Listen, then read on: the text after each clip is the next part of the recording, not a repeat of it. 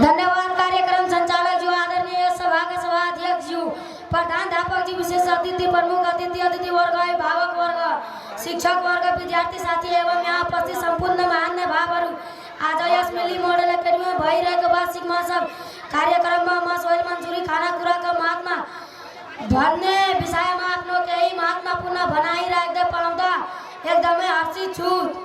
स्वस्थ रहने राम्रो खानापाना आवश्यक छ।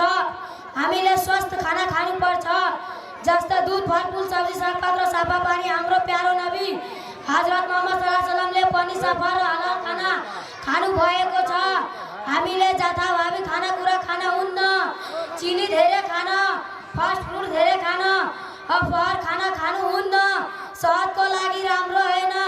त्यस्तै हामीले सधैँ सफा र स्वस्थ खाना खानुपर्छ भन्ने म आफ्नो भनाइलाई अन्तिम गर्न चाहन्छु। धन्यवाद। अस्सलाम वालेकुम।